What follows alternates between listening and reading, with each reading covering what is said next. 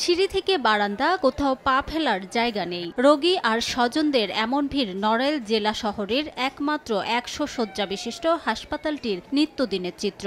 গড়ে প্রতিদিন ধারণ ক্ষমতার ৩ থেকে ৪ গুণ রোগীর চাপ সামলাতে নাজেহাল অবস্থা হাসপাতাল কর্তৃপক্ষের।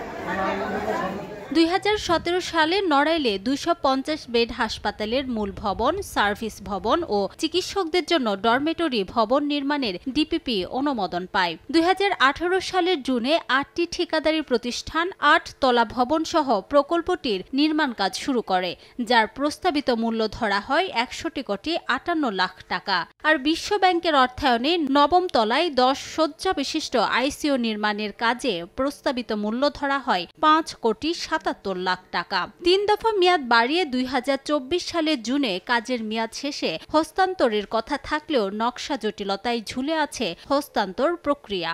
দ্রুত ২৫০ বেডের বাস্তবায়ন চান সেবা নিতে আসা রোগী ও স্বজনরা। ৫ দিন ধরে আসছি বলছেন, এই বারান্দায় আছি, আমরা সিট পাই না। রোগী ফ্লোরে আছে, এতে সুস্থ থেকে ইনফেকশনের সম্ভাবনা বেশি। ভাবছিলাম ২৫০ বেডটা চালু হলে কাঙ্ক্ষিত সেবা পাবো। এখন বিল্ডিং তো দাঁড়িয়ে আছে, কিন্তু চালু হওয়ার নামে কোনো খোঁজ খবর নাই। এদিকে ২৫০ শয্যা হাসপাতালটি চালু দূরের কথা, হস্তান্তর প্রক্রিয়া সম্পর্কে জানে না জেলা স্বাস্থ্য বিভাগ। আর 4টি লিফট জটিলতা কাটিয়ে পরিকল্পনা কমিশনের অনুমোদন সাপেক্ষে আগামী 4 মাসের মধ্যে হস্তান্তরের আশ্বাস জেলা গণপূর্ত বিভাগের। যতক্ষণ না পর্যন্ত বিল্ডিং হ্যান্ডওভার হচ্ছে ততক্ষণ এটার কার্যক্রমই শুরু করা যাবে না। পেপার হয়তোবা চাচ্ছি, পাঠাচ্ছি কিংবা পাঠাবো, কিন্তু সেটার কার্যক্রমও যে কত তাড়াতাড়ি আমরা পাবো এটা অ্যাকচুয়ালি বলা কঠিন। আশা করি 3 থেকে 4 মাসের মধ্যে দরপত্র আহ্বান সহ যাবতীয় কাজগুলো কমপ্লিট করতে পারব। ২০১৭ সালে ১০০ শয্যা থেকে ২৫০ শয্যায় উন্নীতকরণে ডিপিপি অনুমোদন দেয় তৎকালীন সরকার।